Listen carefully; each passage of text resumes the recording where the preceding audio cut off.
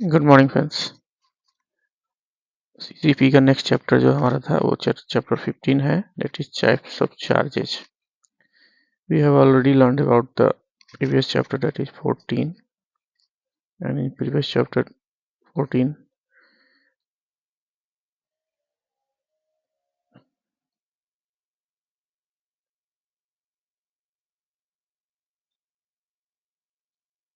we have learned about this documentation.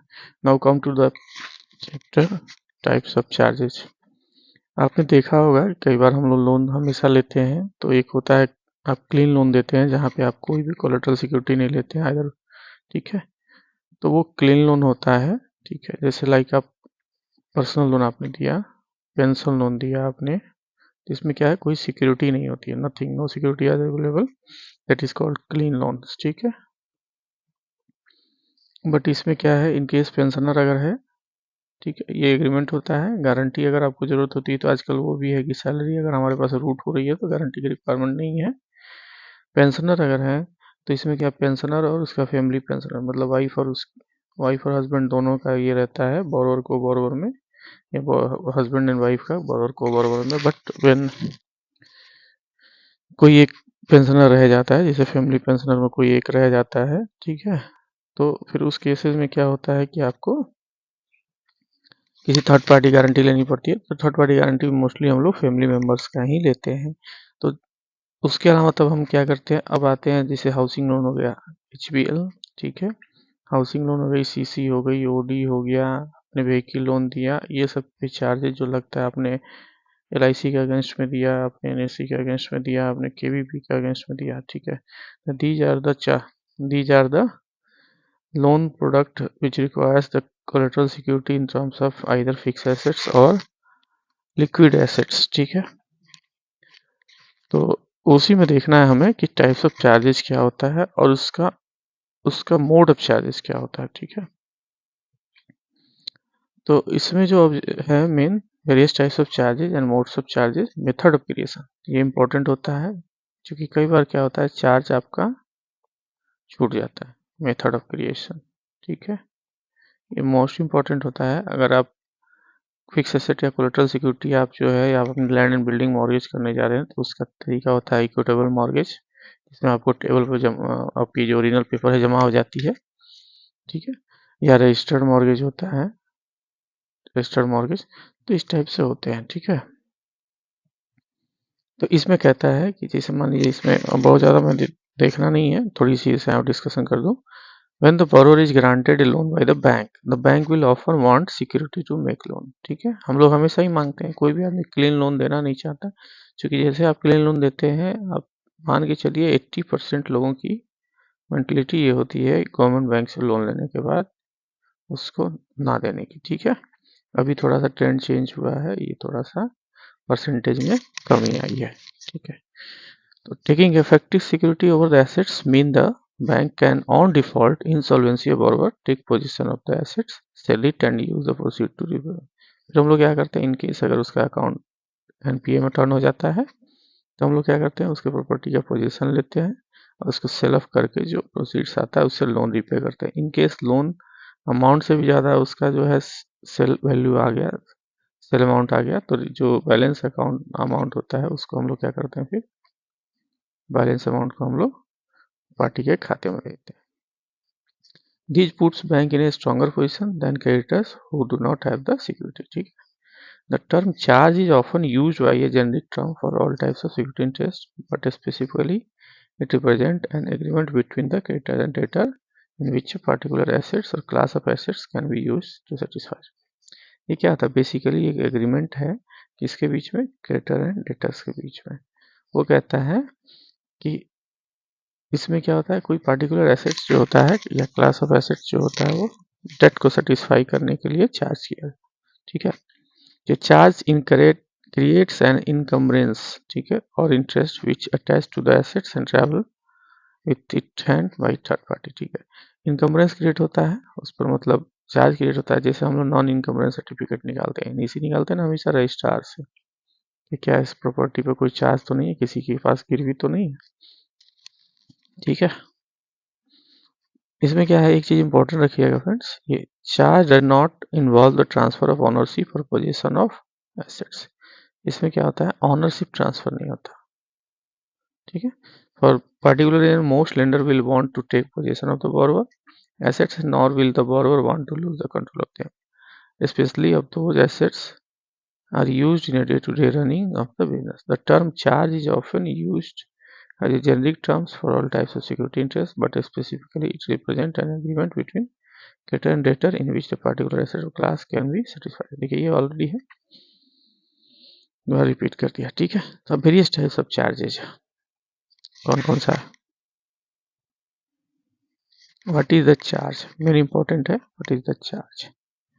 तो कहता है कि even when the loan are well appraised and bank is sure for recovery of loan sanction granted disbursed, prudence demands that the bank should have a fallback mechanism for recovering of dues. fallback mechanism चाहिए, bank हमेशा ही prefer करता है, या आप भी as A staff prefer करते हैं, ठीक है।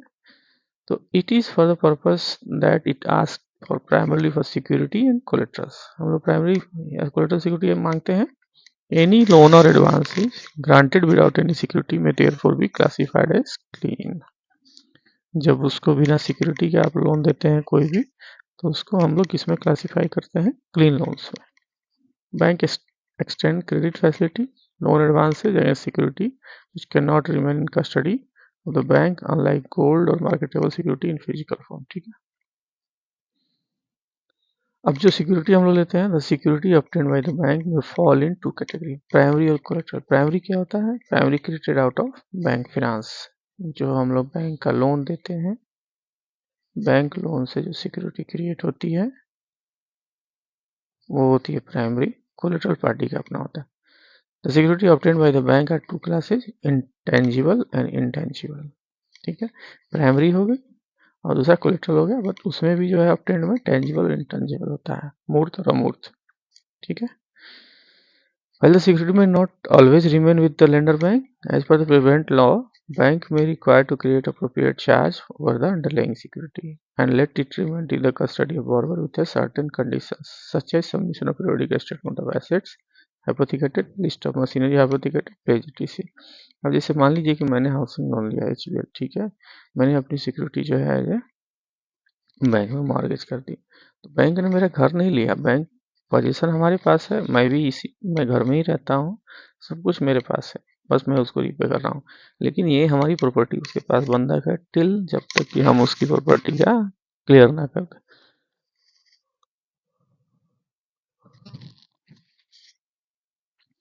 इसके लिए हम लोग क्या करते हैं, अब स्टॉक केसेस में क्या है, स्टॉक हाइपोथिकेशन होता है, दृष्टि बंधन,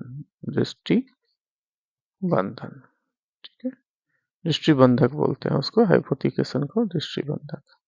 हम लोग क्या करते हैं, उसका स्टॉक लेके तो नहीं आते, स्टॉक लेके आएंगे तो फिर उसका बिजनेस नहीं होगा, तो हम लोग क्या करते हैं, उसका स्टॉक उसी के पास रहता है, बस एक कहने को हम लोगों ने हाइपोथिकेशन लगा दिया, ठीक है।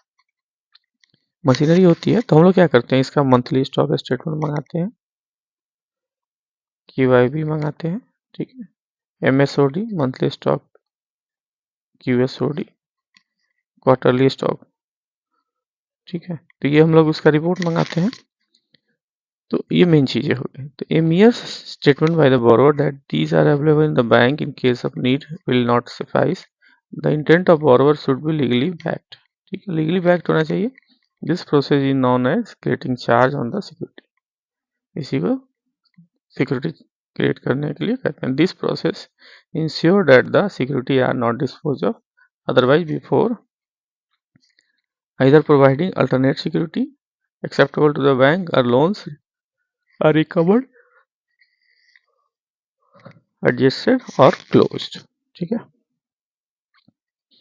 देखिए, तो अब इसमें नेक्स्ट क्या है, bank must be clear for all the applicable laws and procedures for crediting of charge. There are many acts, rules, regulations about the foreclosures, आप foreclosure कर सकते हैं, self authenticated pledged goods. It is essential that these are well understood because when action for recovery is taken, the relationship with the borrower would have been already strained, ठीक है, प्रश्न में आ जाएगा।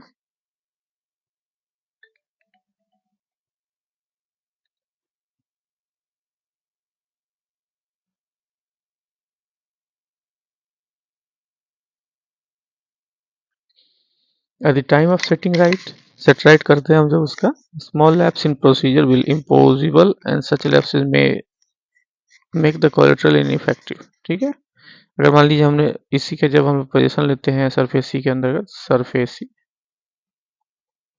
ठीक है, तो 13(2) अंडर सेक्शन 13(2) अंडर सेक्शन 13(4) पहले notice देते हैं अप टू 60 डेज। अगर इसमें कुछ आ गया, उसने कोई क्वेरी करी या रिप्लाई करी या रिक्वेस्ट किया, तो उसको विदिन विदिन 30 डेज को रिप्लाई करना पड़ता है। अगर आपने नहीं किया तो फिर आप 13(4) करेंगे तो नल एंड वॉइड हो जाएगा।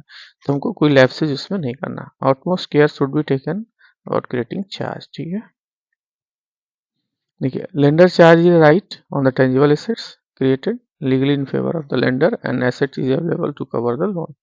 In order to have a valid charge on the security must be valuable and method of charging should be legal and perfect. दोनों होना चाहिए, valuable भी होना चाहिए और legal and perfect. The necessary formality for charge creation must be complied with so that in case of default by the borrower, the charge security will be available to the bank. अगर बोरो default करता है तो जो हमने security charge की है वो क्या होना चाहिए, बैंक के पास अवेलेबल होना चाहिए। However, the bank does not become the absolute or exclusive owner of the assets. It has only certain defined rights until the date due to its repayment. क्या है कि अगर सिक्योरिटी बैंक के पास mortgage है तो उसके पास सारे चार्ज राइट्स तो नहीं होते हैं। राइट्स कब स्टार्ट होते हैं, जब आपका लोन डिफॉल्ट हो जाता है। The purpose of charge is to mitigate the risk of loss due to destruction, damage of assets under charge or due to default of borrower and enhance safety. Next आता है charge में भी floating और fix. Charge दो type से होता है, by act of parties, by operation of law. Features देखते हैं। फीचर्स क्या क्या होता है, creation of charge does not imply necessary the existence of debit. ठीक है, चार्ज इज सिक्योरिटी, चार्ज क्या है, charge is security favouring lender for payment of money, money के पेमेंट के लिए फेवर करता है। Charge holder does not gate transfer of interest on charge property, charge holder के पास क्या है, चार्ज प्रॉपर्टी का ट्रांसफर नहीं होता है। ये चार्ज में क्रिएट लायबिलिटी परपेचुअली, चार्ज जो है लायबिलिटी क्रिएट करता है। ठीक है, A bank therefore will have to selective in acceptance of security offered to it. It has to ensure that the security offered conforms the following attribute good security. क्या होना चाहिए, अब मान लीजिए कोई भी जाकर नदी या रिवर के पास की ज़मीन तो नहीं ले लेंगे ना। रिवर के पास कोई लैंड बना हुआ है, लैंड प्लस बिल्डिंग भी है, तो और एक जो है सिटी की है, दोनों का वैल्यूएशन है, ये 1 करोड़ का होगा, ये 1 लाख का होगा। ठीक है, आपने 50 लाख का लोन दिया, that is suffice. In cases of city की प्रॉपर्टी जो है that will be suffice, but in case river के पास की जमीन वो क्या है, मार्केटेबल भी नहीं है इजीली। तो हम लोग को देखना पड़ता है कि कौन सी security valuable, marketable, easy marketability होना चाहिए, capable for easy ascertaining of value, उसका वैल्यू आसानी से निकाला जा सके, has stability of value, value की स्टेबिलिटी होनी चाहिए, storability is easy convenient to store safe. ठीक है, is transportable, is durable, as distinguish from the perishable. ठीक है, देखिए अब टाइप्स ऑफ सिक्योरिटी में कौन सी होती है, पर्सनल, टेंजिबल, ठीक है, प्राइमरी, कोलेट्रल। तो अब यहाँ देखिए, following other method usually resorted bye the banker for the purpose of creation of charge. हम लोग कौन कौन सा चार्ज लगाते हैं, प्लेज, ठीक है, नेचर ऑफ सिक्योरिटी के ऊपर डिपेंड करता है, प्लेज, दूसरा होता है एप्लीकेशन, तीसरा होता है लियन, चौथा होता है सेटअप, राइट ऑफ सेटअप जिसे बोलते हैं, राइट ऑफ सेटअप। ठीक है, एप्रोप्रिएशन, असाइनमेंट, मॉर्गेज। ठीक, मोड्स ऑफ चार्ज देखिए, लियन हम लोग कहाँ लगाते हैं, लियन, लियन को तो बैंकर की परिभाषा में जो कहते हैं, लियन जो होता है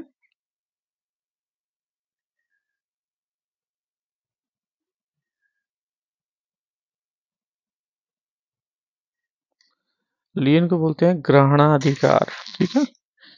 इट इज ए राइट, ये क्या है, राइट है ऑफ से द बैंकर, बैंकर को टू रिटेन ऑल सिक्योरिटी, ये एक अधिकार होता है बैंकर के केस में, to retain all the security of the customer in respect of general balance due from the customer, ठीक है। जो बैलेंस कस्टमर से लेना है उसके बदले में जो सिक्योरिटी ली गई है उस सिक्योरिटी लिया जाता है, उसका अधिकार है lien. Section 171 of Indian contract act 1872, the ownership of such security is not transfer to the bank. इस केस में क्या होता है, सिक्योरिटी जो है बैंक को ऑनरशिप इसका ट्रांसफर नहीं होता, the bank gets the right to retain the security handed over to it in its capacity as a lender bank, ठीक है।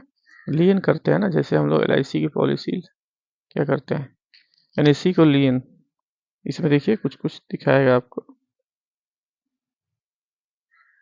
ठीक है। तो इसमें दो टाइप्स होता है लियन, टू टाइप्स का होता है, पार्टिकुलर लियन और जनरल लियन, ठीक है।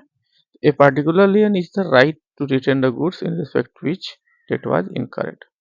पार्टिकुलर लियन क्या है कि ये राइट है गुड्स को रिटेन करने का in respect of which the debt was incurred दिया गया। In case of general lien the right of retainer is not only for the debt incurred for the particular goods but also for any general balance due, इसके साथ कोई भी और balance due होगा उसके लिए भी। तो पार्टिकुलर लियन जो है सेक्शन 170 है, एक इंडियन कॉन्ट्रैक्ट एक्ट 1872 का, ठीक है। इंडियन कॉन्ट्रैक्ट एक्ट में लियन की परिभाषा दी गई है 171 में। यहाँ देखिए सेक्शन 171 में जो चार्ज की परिभाषा क्या है, राइट की परिभाषा दी गई है, और सेक्शन 170 जो है पार्टिकुलर लियन।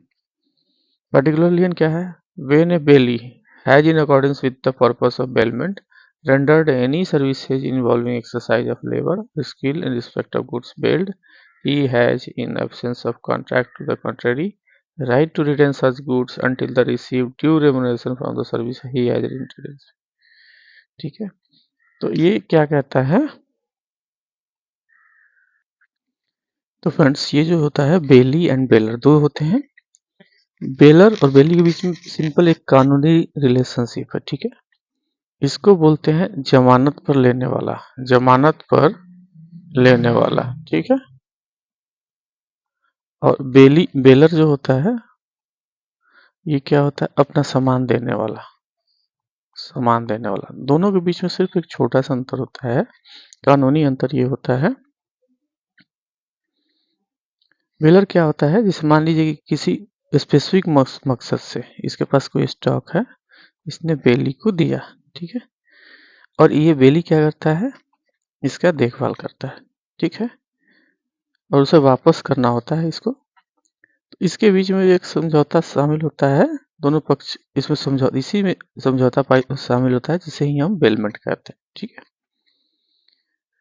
बेलमेंट मतलब एग्रीमेंट टाइप का, एग्रीमेंट अनुबंध, ठीक है, अनुबंध टाइप का हो गया। बेलर ने कहा कि मैं आपको कुछ स्टॉक देता हूँ या कोई सामान देता हूँ, आप इसको देखिए, इसका देखभाल करके फिर इसको वापस करना होता है। इसी के बीच में जो एग्रीमेंट होता है उसे ही हम बेलमेंट कहते हैं, ठीक है। until the remuneration for the service has been respect, जब तक कि उसको ये ना मिल जाए, ठीक है। इंग्रेडिएंट क्या क्या होता है इसमें, a right to retain the retention of goods till debt due is paid off, उसके पास राइट होता है गुड्स को रिटेन करने का जब तक कि उसको रेमुनेशन या उसका जो है ड्यूज पेड ऑफ ना हो जाए, ठीक है। Does not required any specific agreement, इसके लिए कोई स्पेसिफिक एग्रीमेंट की जरूरत नहीं होती है। दूसरा, ठीक है, does not required any specific agreement, arise in the ordinary course of business, ये नॉर्मल कोर्स ऑफ बिजनेस में ही हो सकता है। इसके लिए एसेंशियल क्या होना चाहिए, पोजीशन एक्वायर्ड इन ऑर्डिनेंस और in the ordinary course of business, ठीक है। पोजीशन, ठीक है, position acquired in ordinary course of business, किसी बिजनेस ऑर्डिनरी कोर्स में बिजनेस चलते हुए जो अपने पोजीशन एक्वायर किया।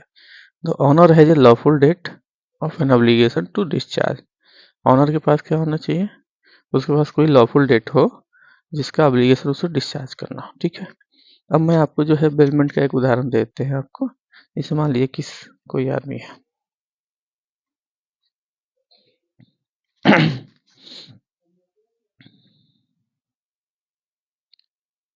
मान लीजिए कार है आपकी, ठीक है। कार को जो है देखभाल करने के लिए वैलेट के पास छोड़ देते हैं आप, ठीक है। उसके बाद छोड़ देते हैं, तो इसका काम क्या है, इसका काम है इसको देखभाल करना। देखभाल करके फिर जो है बेलर को, जमानत देने वाले को, सामान देने वाले को वापस करना होता है, ठीक है। तो ये हो गया कोई पर्टिकुलर लियन, ठीक है, किसी पे। दूसरा हो गया जनरल लियन, वो 170 था, ये 171 of Indian contract act 1872, 171 section होगा इंडियन कॉन्ट्रैक्ट एक्ट का, कॉन्ट्रैक्ट एक्ट, ठीक है। डेफिनेशन क्या होगा, bankers, wharfingers, attorney of high courts and policy brokers may, in the absence of contract to the contrary, retain the security for general balance of account of any goods billed to them, but no other person have right to retain the security for such balance goods billed to them unless there is a contract to that.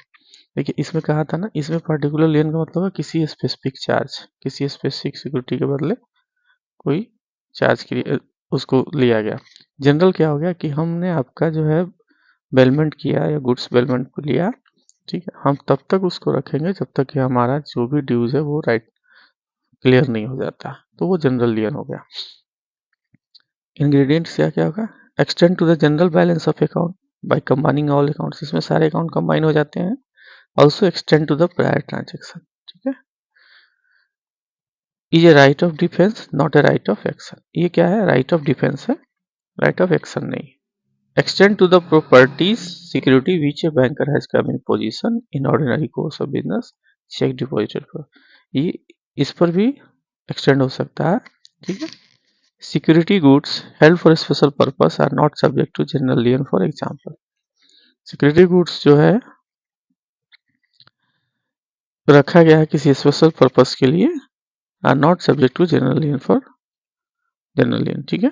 तो इसमें क्या गया, money security kept in, ये general lien में नहीं आएगा। Money security kept in safe custody, trust money not the property of customer, trust की money क्या है, कस्टमर की प्रॉपर्टी नहीं होती है। Title deed casually left after the refusal of credit facility, deposit to the secure particular trust, तो ये क्या है, ये जनरल लियन का पार्ट नहीं होगा। Security goods held for the special purpose are not subject to the general lien, ठीक है। तो a banker's lien is more extensive than the general lien, banker's lien जो होता है, ठीक है, ज़्यादा एक्सटेंसिव होता है जनरल लियन की तरह। It is considered as implied place and the banker has a right to sell the security in certain circumstances by giving reasonable notice, ठीक है।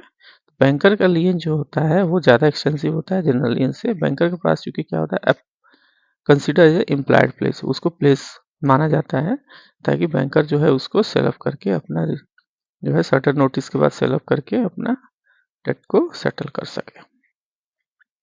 सेकंड होता है निगेटिव लियन। तो निगेटिव लियन का मतलब क्या हो गया, नेगेटिव लियन हो गया, the banker does not get any right, इसमें क्या होता है, बैंकर को कोई राइट नहीं मिलता to retain any assets of the borrower, ठीक है, एज लाइक एज, ठीक है। हाइपोथिकेशन आप इसको मान लीजिए, क्योंकि आप स्टॉक का आप जो है दृष्टिबंधन कर लेते हैं, बट क्या वो आप उस अपने पास रखते हैं, नहीं, ठीक है। The borrower gives a declaration that the assets are free from any charge encumbrances and agree to undertake not to create any charge over the assets or dispose them without bank permission usually, ठीक है। the arrangement is drafted in the form of agreement, ठीक है, agreement के form में draft किया जाता है। इसमें क्या होता है, बोरोवर एक डिक्लेरेशन देता है कि जो एसेट्स होगा are free of any charge, encumbrance, उस पर कोई इनकम्बरेंस नहीं है, एंड एग्री भी करता है या अंडरटेक करता है कि कोई भी चार्ज इस पर क्रिएट नहीं होगा ओवर द एसेट्स, और डिस्पोज नहीं करेगा वो टिल बैंक परमिशन, ठीक है, जब तक कि लोन सेटल ना हो जाए। In case of limited company the declaration and undertaking are incorporated in resolution of the board and certified true copy given to.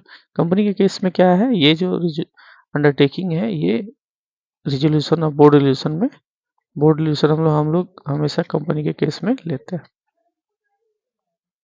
ठीक है। नेक्स्ट हो गया सेटअप। सेटअप क्या होता है, तो setup is a right which in absence of any agreement to the contrary enables the creditor to adjust wholly or partially debit balance in the debtors account with any credit balance lying in the favors। ठीक है, जैसे मान लीजिए कोई loan लिया उस बंदे ने, ठीक, और इसके सेविंग अकाउंट में ये पैसा नहीं दे रहा है, इसके सेविंग अकाउंट में 1 लाख रुपए पड़े हुए हैं, ठीक है, माना 1 लाख रुपए पड़े हुए हैं। अब क्या हुआ, ये पैसा नहीं दे रहा है, तो हम वन टाइप सेटअप कर सकते हैं।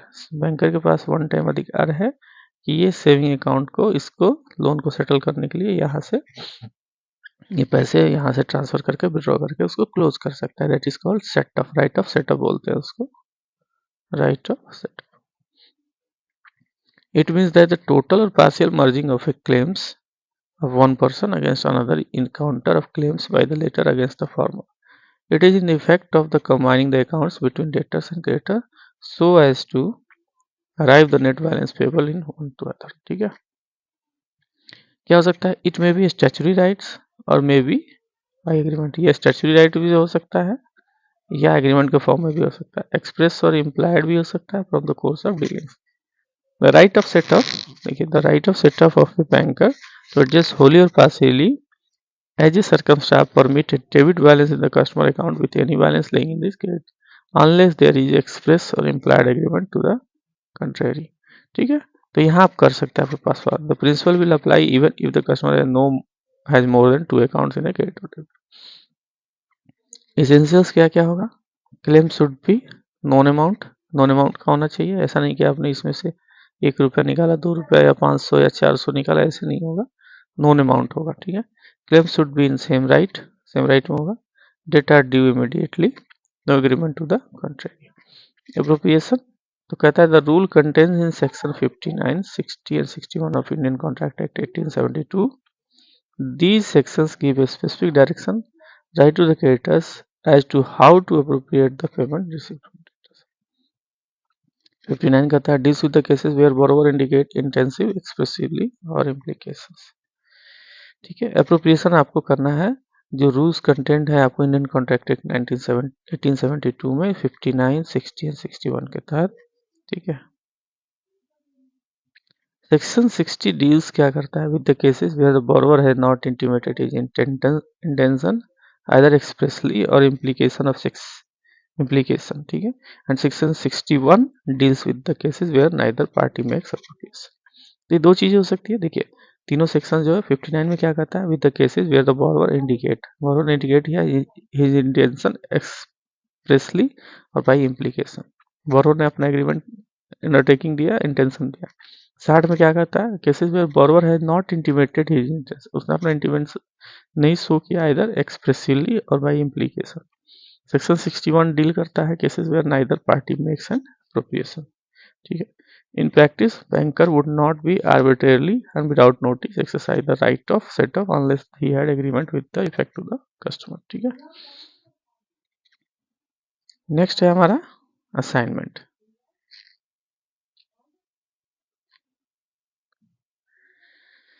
असाइनमेंट क्या है, LIC का असाइनमेंट कराते हैं आप, तो होता है इट मीन्स LIC पॉलिसी जो भी होती है आप असाइनमेंट कराते हैं, जो भी live, it means transfer of A right और प्रॉपर्टी और डेटा। आप वहाँ क्या करते हैं, राइट को ट्रांसफर कर देते हैं अगले के नाम पर, एग्जिस्टिंग और future to another person. The transferee is called assignor and the transferee the assignee. ठीक है, ट्रांसफरर जो होता है वो क्या बोलते हैं, उसको असाइनर बोलते हैं, एंड ट्रांसफरी होता है assign. In banking the usual subject of assignment is actionable claims. Banking के टर्म में इसको एक्शनेबल क्लेम्स माना जाता है, which means a claim to any debt other than the debt secured by the mortgage of a movable property or by hypothecation of place of movable property to any beneficial interest in moving property not in a position either actual or constructive claim which the civil court recognize afford ground for relief either conditional or contingent। देखिए क्या होता है, banker के case में क्या होता है, bank in banking the usual subject of assignment is actionable claims. ठीक है, एक्शनेबल क्लेम्स मतलब इस पर हम एक्शन ले सकते हैं, which means a claim to any debt, किसी भी लोन के लिए क्लेम जो किया गया other than the debt secured by. देखिए मॉर्गेज के थ्रू जो डेट सिक्योर हुआ है वो और हाइपोथिकेशन के थ्रू, मूवेबल प्रॉपर्टी के प्लेस के through, and to any beneficial interest of movable property not in a position either actual constructive. ठीक है, तो इसके थ्रू, इसको छोड़ के जो आपका होगा, it means claims debt other than the security, जो भी क्लेम्स हो सेटल किया जाएगा वो असाइनमेंट में आएगा। The borrower may assign the banker, क्या असाइन कर सकता है, बुक डेट का, देखिए, money due for government department, semi government organisation and life insurance policy, तीन चीजें इसमें आती हैं। बुक डेट का असाइनमेंट हम लोग करते हैं पेपर्स पे है। मनी क्या है, ड्यू है आपको, गवर्नमेंट से आने वाली है, इसका भी हम लोग असाइनमेंट करा लेते हैं, ठीक है। और प्लस लाइफ इंश्योरेंस पॉलिसी का तो हम ऐसे ही असाइनमेंट कराते हैं। मोड्स ऑफ चार्जेस क्या क्या होगा, अब आपने टाइप्स ऑफ चार्जेस देख लिया, लियन, ठीक है, सेट ऑफ असाइनमेंट, ठीक है, तीन चार्जेस हम देखे। नेक्स्ट है हमारे पास मोड ऑफ चार्जेस, क्या क्या हो सकता है। असाइनमेंट टू टाइप्स का हो सकता है, एक तो लीगल आप कर सकते हैं, दूसरा इक्विटेबल असाइनमेंट कर सकते हैं, ठीक है। तो लीगल असाइनमेंट में क्या होता है, there is an absolute transfer of actionable claims, इसमें एक्शनेबल क्लेम्स को आप एब्सोल्यूट ट्रांसफर कर देते हैं, and it must be in writing signed by the signer who inform the debtors in writing intimating the assignee name and address.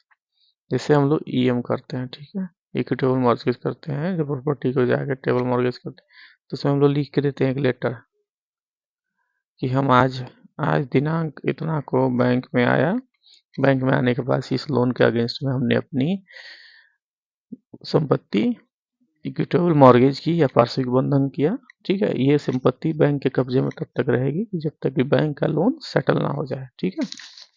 तो ये हो गया लीगल इन राइटिंग। तो कहता है द असाइनी, यहाँ पे बैंक हो गया, also service a notice on the debtors of the assignor and seeks a confirmation of the balance assign, ठीक है। हम लोग बैलेंस कंफर्मेशन लेते हैं। If all these requirements are not fulfilled the assignment is called equitable assignment, ठीक है। तो उसको हम इक्विटेबल असाइनमेंट करते हैं। Equitable assignment is a doubtful value as a security, and even when the legal assignment has been accepted as a security, the following safeguards should be taken. पहला क्या होगा, the borrower should give an irrevocable letter addressed to the person who owes the money to him with the request to pay the same to the bank, ठीक है। हम लोग लिख कर letter लेते हैं।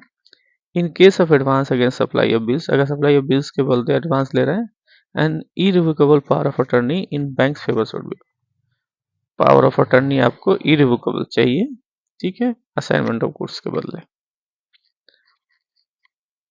सब sorry, advance against supply of bills. Next है, the bank will forward this letter promptly along with a notice to the borrower debtors for registration stating that the debt has been assigned in bank's favor with a request to acknowledge the same and to confirm the amount of debt, and also the fact that he has not received any earlier assignment and has no right of set off against the assigner.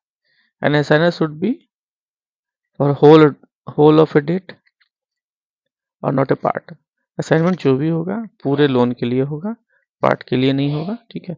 इसका परिचय के बाद देखिए, bank will forward this letter forward कर देता है promptly along with the notice to the borrower's debtors for registration stating that the debt has been assigned in bank favour, ठीक है। तीसरा आ गया प्लेस। प्लेस हम लोग करते हैं। प्लेस जो है इंडियन 172 सेक्शन है, इंडियन कॉन्ट्रैक्ट एक्ट 1872 का। ये कहता है pledge as a bailment of goods as security और पेमेंट ऑफ डेट्स और परफॉर्मेंस ऑफ प्रॉमिस। इसके लिए हो सकता है bailment of goods as security of payment of debts और performance. In case of pledge the ownership lies with the borrower, borrower के पास ही रहता है but possession is with the bank. To important aspects, ठीक है। पहले क्या है, bailment of goods. Bailment means delivery physical और कंस्ट्रक्टिव। बेलमेंट मतलब क्या होगा, आपको वापस करना है फिजिकली या constructive. Handing over key of a godown और endorsement of a document to title of goods. जैसे मैंने बोला था ना कि बेलर और बेली, ठीक है, क्या होता है कि सामान का देखभाल करना है फिर उसको वापस करना है, बदले में उसको रेमुनेशन मिल जाएगा, ठीक है। तो सेम हो गया, उसने गोडाउन की हैंड ओवर कर दी इसका देखभाल किया, उसको वापस किया। Section 148 defines the bailment is a delivery of goods from one person to another for some purpose or condition that the goods will be returned back. ये डिलीवर किया जाता है दूसरे वन पर्सन से अनदर को इस कंडीशन के साथ कि इसको बाद में रिटर्न बैक किया जाएगा when the purpose is accomplished. So delivery of goods and its return are two important requisites. ठीक है। Objective is to hold the goods as a security of payment of debts or performance of promise. Bailment should be on behalf of debtors or an intending debtors. Objective क्या है?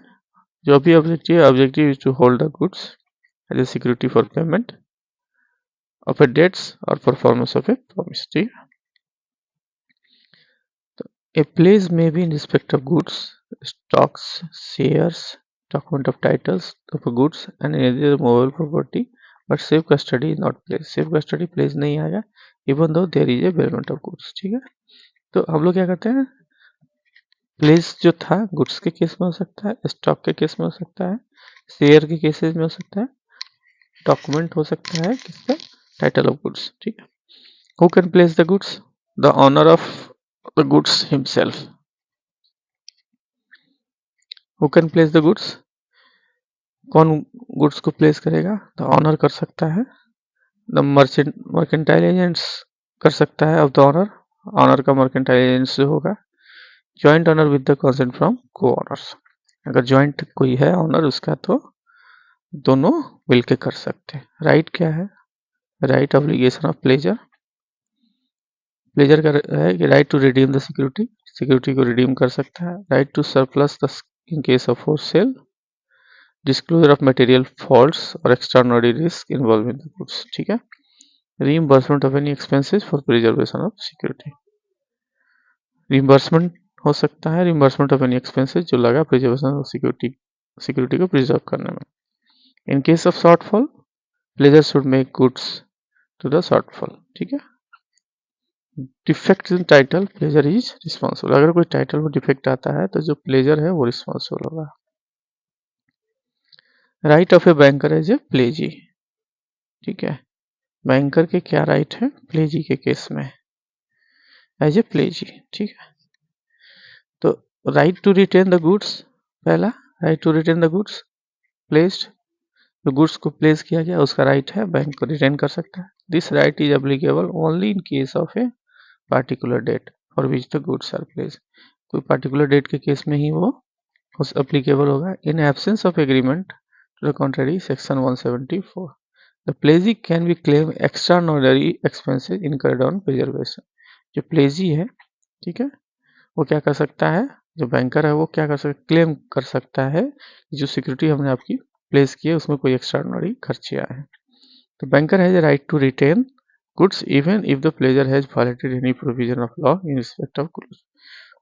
Banker चाहे तो क्या कर सकता है, गुड्स को retain कर सकता है अगर उसको ये पता चल जाए कि जो गुड्स प्लेस किया गया है, प्लेजर जो है उसने वायलेट किया है किसी प्रोविजन का लॉ का। इन केस ऑफ डिफॉल्ट अगर करता है प्लेजर, तो either a right to file a suit for amount due and retain a goods as a collateral security. ठीक है।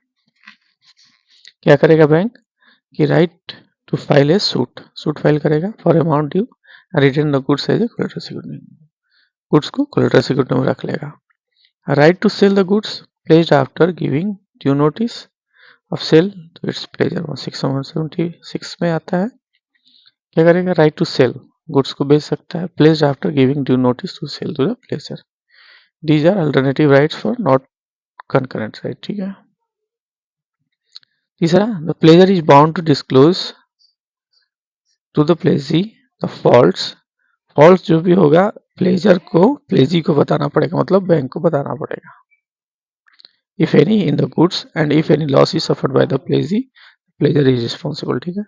The pledger is responsible for any loss suffered by the प्लेजी। ठीक है। If the pledger has the defective title of goods, अगर pleasure के पास defective title of goods का defective title है तो उस केस में क्या है, प्लेजर को ही सारा लॉस बियर करना पड़ेगा। इन केस ऑफ फ्रॉड और miss representation by the pleasure, the contract is voidable and option of the प्लेजी। अगर उसने फ्रॉड करने की कोशिश की तो कॉन्ट्रैक्ट क्या होगा, वाइडेबल हो जाए।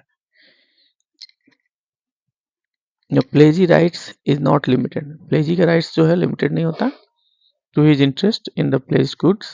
He has all the remedies that owners of the goods may have against the third party for deprivation of goods or injury होते हैं।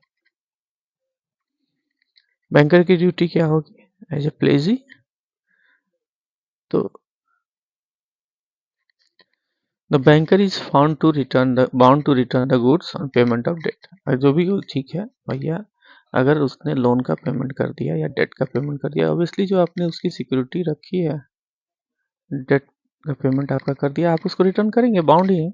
Accordance with the direction of pledger as soon as the obligation to repay the amount is discharge.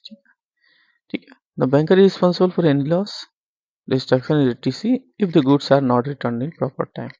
अगर समय से वापस नहीं किया तो उसमें कोई भी लॉस अगर होता है, इनकर होता है, तो बैंकर्स या प्लेजी जो है इसके लिए रिस्पॉन्सिबल है। The pledge goods must be used according to the agreement between the pledger and pledge. ठीक है। The pledgee is also bound to return any profit, pledgee जो है is also bound to return any profit, जो भी profit हुआ और increase which may have accrued from the goods billed in absence of agreement to the contrary। ठीक है। The pledgee is bound to take much care of the goods।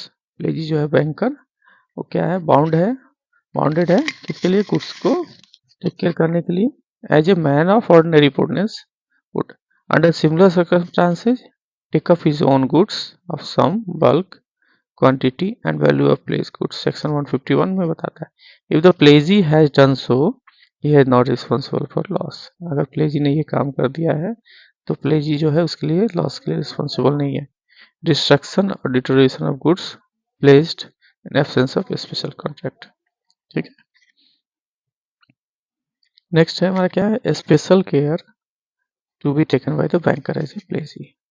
Special care क्या करना है banker को pledgee के रूप में, obtaining a letter of access from the owner of the premises if the place godown is rented. अगर godown rented है, godown rented है तो आपको जो है ऑनर से राइट ऑफ एक्सेस का लेटर लेना पड़ेगा। Ensuring that the stocks are moving and no goods are remaining idle. Stocks क्या होना चाहिए, मूविंग होना चाहिए और कोई आइडल नहीं होना चाहिए। First in first out principle is also observe.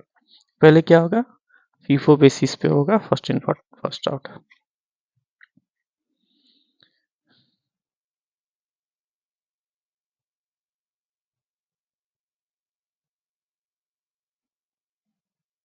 Okay friends, आज के लिए इतना ही रखते हैं। अब इसमें ये नेक्स्ट में इसको कंप्लीट करेंगे, नेक्स्ट में करेंगे क्योंकि अभी ये अब 40 मिनट्स का और भी है लगभग, जिसको दो शिफ्ट में करते हैं। अभी इसको कंप्लीट करते हैं फ्रेंड्स, हाइपोथिकेशन पढ़ेंगे नेक्स्ट में। ठीक है फ्रेंड्स, अभी आपको फिर से रिक्वेस्ट है, मैंने लाइन बाय लाइन पढ़ी है, आप चाहिए तो इसको जो है स्पीड कम कर लीजिएगा, स्पीड आप कम कर लेंगे, स्पीड आप कम करके देखिएगा। ठीक है, आप सिर्फ सुनिए फ्रेंड्स, हियर ओनली हियर, आप हियरिंग करिए, इतना ही से आपको याद हो जाएगा। ठीक है, फिर उसके बाद शॉर्ट में जो भी चीज़ें हैं शॉर्ट में मैं अलग से बता दूंगा जब ये कंप्लीट होगा। ठीक, ओके फ्रेंड्स, अगर आपको चैनल हमारा अच्छा लग रहा है तो लाइक ज़रूर करिए फ्रेंड्स, शेयर करिए, सब्सक्राइब करिए। Thank you.